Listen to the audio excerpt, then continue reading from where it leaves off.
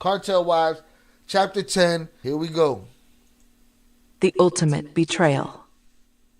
Mia. In April 2005, Peter and I had finally finished construction on our new house and were waiting for our furniture to show up. Excited and nervous and impatient all at once, we spent pretty much all our time with Junior and Olivia at their house. Olivia and I would talk all night complaining about silly things like construction or our housekeepers, while the guys would sit in the next room making big decisions and plans for their business. I remember thinking, it feels so good to be with them. They're just like us. They can relate to everything we're going through. Olivia. We had everything in common except for one thing. I just found out I was pregnant, due at the end of the year. Mia. Peter and I were so happy for Olivia and Junior. Every time Xavier or Junior's girls came to visit, it was plain as day that they were meant to be a family. Having a baby was only going to make them closer. It was going to make all of us closer. Olivia. I had this little pregnant belly, and I remember running around the house and all over town, trying to make Peter and Mia feel at home. We were so happy to be back together, and I was over the moon about having Junior's baby. It had only been a year since we'd left San Juan, but for twins as close as Peter and Junior were, that was a lifetime. I thought it was the best time of our lives, full of promise and a new baby. How was I to know it wasn't? How were any of us? Mia. Sergio Gomez was the last thing on our minds. Sure, Peter's kidnapping still haunted him. Saul, that was Saul. Sergio Gomez is Saul. But it always would. The bad memories were something he lived with, and Sergio wasn't a present danger. Instead, he was like a bad nightmare you knew would return and keep you up all night, but was never going to kill you. Olivia. In the middle of December 2004, we were all sitting at my house when Peter's phone rang. He was on the line for maybe 5 minutes, looking pissed off the entire time. Sergio's on the prowl again, he said when he hung up.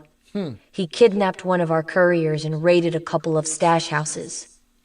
Who? And how much? Like, bruh, he already got one of you. Y'all paid him. Like, that's when I thought the bags would come in. And it's like, you a reoccurring issue. Somebody got to drop a hefty bag on your head. Junior was yelling. Jerry. Sergio grabbed him and got 290 kilos and $400,000. Damn. Mia. Jerry, I thought, confused. The only Jerry I knew was the barber in Chicago who'd always cut my little brother's hair. Peter must have seen the look on my face because he started talking. Jerry's one of our couriers. You remember him. He used to work at Millennium Cuts. He was one of the best there. Of course, I thought. Junior and Pete were close to him and trusted him. The idea that he'd been kidnapped made me sick. Is Jerry okay? Olivia asked. He's fine, Peter said. Sergio released him, but we don't know where he is now. Olivia. 290 kilos was over $6 million. Added in $400,000, and you're up to almost $7 million. That was a lot of fucking money that Sergio stole. To make matters worse, we found out that Jerry had been so terrified after Sergio released him that he stole $600,000 and fled to Puerto Rico. Oh. And let's not forget the $3 million Sergio got from Peter's kidnapping. All in all, that was over $10 million down the toilet, all because of Sergio. That dude came up, boy. I don't know what it did for his life, but that's a hefty receipt he got right there. Mia. Later, we found out the whole horrible story of what happened to Jerry. After Sergio and his crew grabbed him, they beat him practically senseless, tied him up, and began to search his house. Where are the openers? They demanded. meaning the garage door openers for Peter and Junior's stash houses. Jerry was so out of it he couldn't even remember. Sergio and the cops then completely ransacked his house, found what they were looking for, and dragged poor Jerry into a blacked-out van. Olivia. The dirty cops had been doing surveillance for months, so they already knew the vicinity where the other stash houses were. They drove around, pressing each of the garage door openers again and again, hoping a door would open. One finally did. Then another courier walked out to see what was going on, and Sergio and the cops kidnapped him too. With Jerry and the second courier in the back of the van, tied up, they kept driving, pushing the button on the garage door opener till they found a third stash house and robbed it. Mia. Honestly, Junior and Pete were more upset about losing their 3 stash houses than they were about the drugs and cash they'd lost. Jeez. It was easier and less time-consuming for them to make the money up than it was to get new houses, cars, and workers. Right, they were definitely into the assessment of damage. You know what I'm saying? Like, what went wrong in this situation and what's the worst part of it? It's not the money. It's not the powder. It's, we got to get these stash houses back up and running. I get it. It's kind of like the idea of you lose your wallet, and it ain't the little bit of cash you got in your wallet. It's the fact that you got to get them IDs all redone. That's basically the simplified simulation of that right there. We're going to have to restructure. Peter said they know too much. I love when she does the Peter voice. We're going to have to restructure. He knows too much. They moved 100 kilos to an emergency stash house. Unfortunately, the guy who managed it couldn't be trusted either. We thought he was a friend, but he set up what looked like a home invasion and robbed them blind. Damn. Olivia. When you lose $12 million, you can't just write it off. Peter and Junior had purchased the drugs from the cartels on credit, and they had to pay them back. No drug lord was going to feel sorry for them. Instead, they're like, tough shit. I'm sorry you got robbed, but you still owe us money. Mm-hmm. For the next few months, Peter and Junior were stressed. Sergio was still out there. I'd be stressed too. Y'all getting hit from all sides. You getting hit by Sergio and the Piglet Brigade. You getting hit by the guy that they hit, Jerry. Jerry's like, listen, man, they took 400 and 290 bricks. I'm taking this 600, and I'm in La Isla Bonita. I'm gone. Catch me on the island, papas. And then you had the other guy in the stash that set up a home invasion and got that took too. Getting hit from all sides. And they weren't sure how much he knew. So they had to rebuild from the ground up. I'd wake up in the middle of the night, and Junior would be up, pacing around his office, on the phone nonstop. During the day, he and Peter would sit together outside for hours, still rolling calls. When they weren't on the phone, they'd be having meetings or just walking around our connecting yards, talking to each other. They were always on the same page. It was like they shared 2 sides of the same brain, housed in 2 identical bodies. Our machine is up and running, and we're paying our debt back, Junior said to me one night at dinner. We're not there yet, but we're close. I know, I just worry. I was just barely into my pregnancy, and stress was the last thing I needed. Junior knew it, too. Don't worry, Liv. Taking losses are part of our business. That's just who Junior was, always staying positive and shielding me from this stressful life.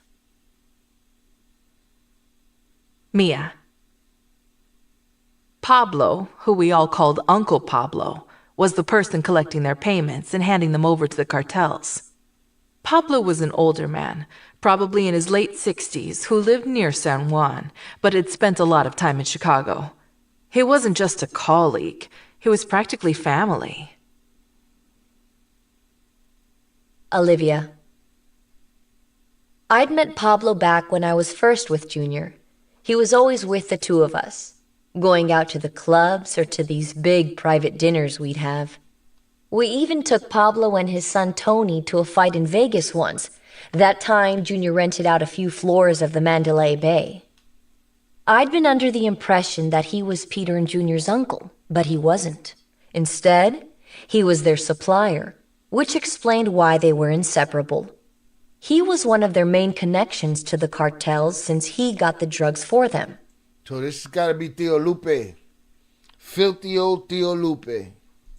Peter and Junior would accept the shipments at their warehouse, have their workers unload 300 or 400 kilos, distribute them to their wholesalers, collect the money, run through it, package and vacuum seal it, then turn the money back to Pablo. The cartels sold on credit, and Pablo was the one responsible for paying them. Mia. I met Pablo when Peter and I first started dating. When he came to the States, he'd stay with Peter. He was like an old grandpa, and he went everywhere with Peter. I remember we once went on a date to the movies, and Uncle Pablo came along. At first, I thought their relationship was so strange. Pablo was completely dependent on Peter, but Peter just accepted it. One time I was sleeping over at Peter's house, and Pablo was in town, of course, staying with him. We were lying in bed, and Peter heard Pablo down the hall, probably just waking up. Peter yelled to him, "Are you okay? What do you want for breakfast? Did you take your medicine?" Is this how these people treat each other, I thought? In the Surviving El Chapo podcast, they didn't really break down, yeah, they say, oh, that's the Theo. But they didn't break down that, when you asking somebody if they took their medication, you might have a sincere care for this person. You know what I'm saying? Looking out for this person. They didn't acknowledge that they were this close. The stereotype was that guys in the drug trade just looked after themselves. But Peter really seemed to want to take care of this man. When I first went to Mexico, we'd go visit him all the time. It was so nice to see a familiar face, and I started to feel like he was family too. He really liked me. We'd have dinner at his house and stay for hours and talk and laugh with his daughters. I thought, okay, this is pretty cool. I can get used to this. I had Peter's family that I was getting so close to, and now his business associates. Everybody's making money together, and they're happy, and everything's going great. That's why it was the ultimate betrayal when Pablo did what he did to Peter. We trusted him. The magic word in this game is trust. Yet you'd get close to someone and believe in them, and then suddenly you'd find out they weren't worthy of it. The magic word in this game is trust. There is no trust. The magic word in this game is risk. Everything is risk, because you can't trust nobody. So every time you put $1 down, or every time you take $1 back, or you take some work, or you do this, it's not based on trust. It's based on risk. There's a chance that this goes bad. There's a chance that it goes good and you get paid. That's the risk. But trust, ain't none. Not even the slightest bit. Olivia. Sometime that April, when Junior and Peter were still paying off their debt to Uncle Pablo, we were all invited to his house for dinner. Pablo lived maybe 40 minutes from my future in-laws, so we were planning to stay overnight in San Juan with them. Pablo's wife had cooked up a delicious dinner, and we were all enjoying ourselves, laughing and catching up. Business was discussed, but it hadn't been a cause for concern. Everyone knew Peter and Junior were good for the money.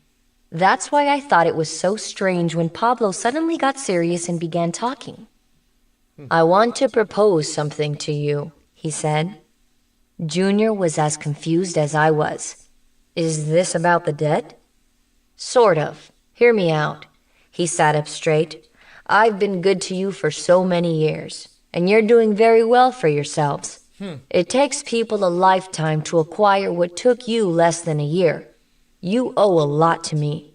That's just old, jealous, hater, Sammy the Bull. They're all the same. Every old demon, every young demon, they're all the same. It's just all back. It's all greed. It's always going to be greed. Why you got this and I don't got this? Old hoes. He paused and started to look upset. "Your loyalty should lie with me, and yet this is how you repay me?"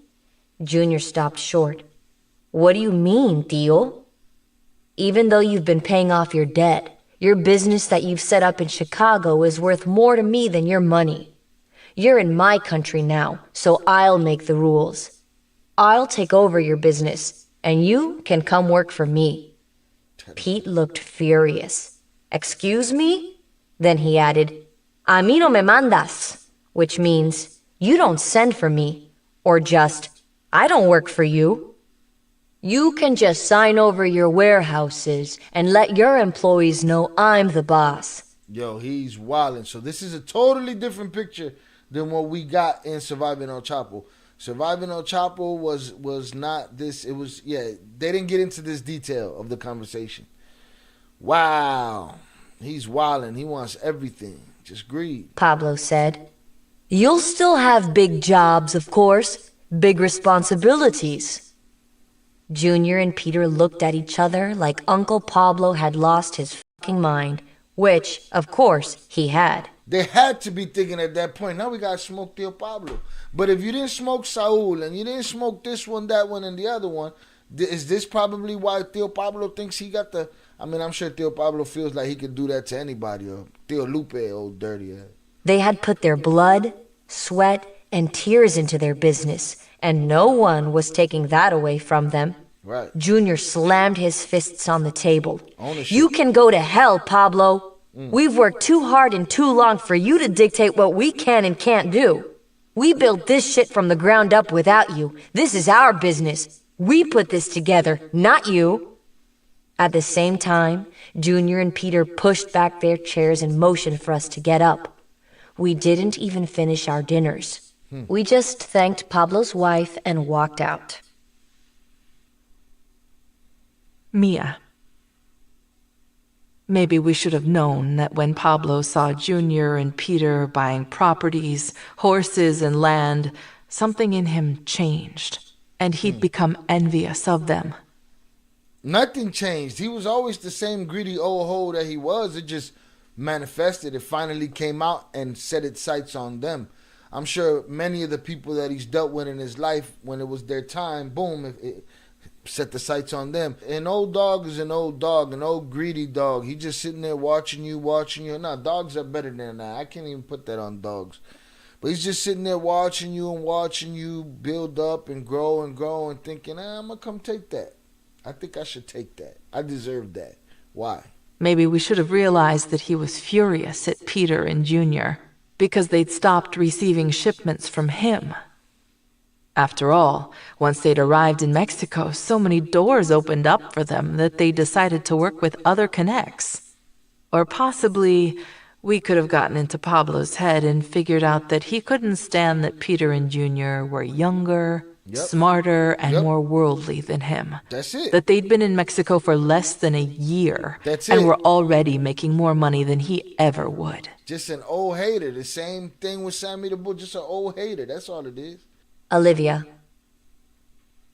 But he was their uncle, so why would any of that matter? Why would he ever dream of betraying them? No, he wasn't their uncle. Mia. We went back to San Juan that night, and to Guadalajara just a few days later. Junior and Peter were still furious about what Pablo had proposed at dinner, but business was business.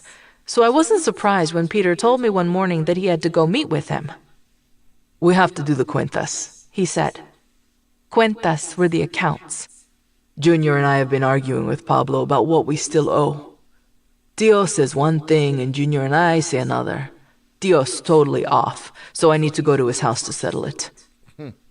The next day, we hopped into our car and drove through the mountains, 2 hours to Pablo's house. We met Daniela and Adrian there, and I kissed Peter goodbye so I could drive to San Juan with them. "I'll call you later, when I'm done here," Peter said. "It may take me all day, but I'll be back later tonight." I wasn't worried. Peter was with his Uncle Pablo. And aside from that crazy fight at dinner the other night, I trusted him implicitly. Olivia. Well, that's crazy. The day after Peter and Mia had left to see... I ain't trusting nobody implicitly after they say, you know what? I think I deserve everything you worked for. I think you guys have done enough. You got it to where I needed it to be, and now I think you should hand it over to me. After that, there's still no trust. There's no sit down for the cuentas. As far as I'm concerned, it's none of that shit. Again, that's probably why I'm not in the game. I'd have got smoked real quick. You know what I'm saying? I want your business. Oh, yeah? Wartime. You know what I mean? Like, nope, none of that. Olivia, the day after Peter and Mia had left to see Uncle Pablo, Junior and I were at home in Guadalajara, on the patio eating breakfast. They'd been staying with us while they were decorating their house, so it was our first morning alone together in weeks. "How are you feeling, baby?" Junior said. "Better than yesterday, but still not great. Eating helps." I was probably 8 weeks pregnant, sick as a dog. I was trying not to vomit as I stared at the spread of food when Junior's phone started ringing. "Hello?" He stopped, grabbed a cup of coffee, and walked into the other room. For the next 5 minutes, all I could hear was him talking under his breath in Spanish while he paced back and forth.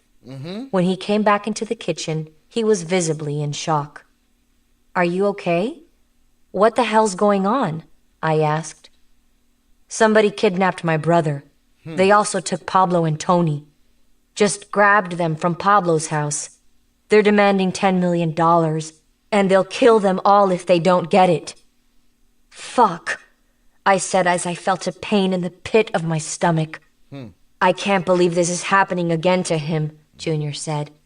"There are only so many times he can get out of a situation like this." I held Junior tightly as we both stood there crying.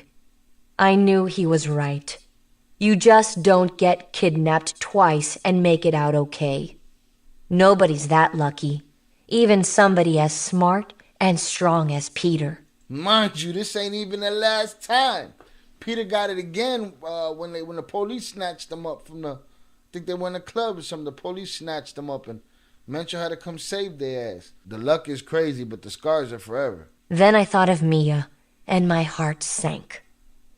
Had anyone told her yet? Mia. Peter had said he'd be gone all day, so I hadn't expected to hear from him till at least 5 or so. When 6 o'clock rolled around and he hadn't been in touch, I got just the tiniest bit worried, so I called him. The phone went straight to voicemail. "Adrian?" I yelled into the other room. "Have you heard from Peter?" "Nope." Peter always called me, even just to say he loved me. This wasn't normal, but I shrugged it off. "He's with Pablo. He's fine." I choked down dinner and called Peter 20 more times before I decided to go back to the guest room. I walked out to the balcony and sat down in a lounge chair, cell phone in hand. I probably dozed off 3 times before I got up and went to bed, leaving the sliding door open. Peter and I never spent a night away from each other, and I couldn't fall asleep without his arms around me. The thought of something happening to him made my heart hurt so badly that I cried myself to sleep. All night long, I'd wake up and hear sounds, a dog barking in the distance, the wind or a car honking, and I'd jump up. But none of the noises were signs of Peter coming back. The next morning, I got up and walked to Adrian's kitchen to get coffee. I felt like I'd slept 20 minutes. I turned on the TV, sat down on the couch, got up, opened the blinds, called Peter's cell 3 times, and did anything and everything to keep myself busy. Where is he? I kept thinking. Honestly, I felt like my heart was shriveling up. Then Adrian walked into the room. "Mia, I have bad news. I really need to tell you something." At that instant, I just knew. He's been kidnapped. I fell to the floor and began crying hysterically. Olivia. Adrian and Daniela drove Mia back to our house later that night. As soon as I saw her, I couldn't hold back my tears. I just held her tightly and tried to comfort her, even though I was just as scared as she was. She was distraught. "What are we going to do?" she asked over and over. I tried to reassure her as best as I could, saying, "It's okay, Mia. Don't worry. They're going to let him go. Junior has a plan, but I was just making it up. Junior was just as confused as we all were. Turns out, though, he did have a plan. It took him all day to come up with it, but he sure as hell made things happen when he did. What was the plan? Good episode. Yeah, we got to know about the Tio Lupe situation a little bit more. And they told us in Surviving on Chapo, hey, the twins went and told their Tio Lupe one of our guys got hit on the United States side.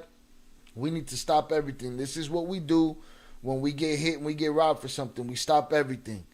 Theo was like, no, you stop nothing, and I take over your business. You know what I'm saying? Just an old, greedy hater that felt like he deserved more than they deserved just for no other reason than just because. You know what I'm saying? Now, was he a play Theo, play cousin? I mean, it seemed like they had a real connection, a real family connection to each other. You know what I'm saying? But as far as that old hate goes, it's not gonna be pushed aside by family. Not an old hater like that. Family don't mean nothing. He'll take what he can from family.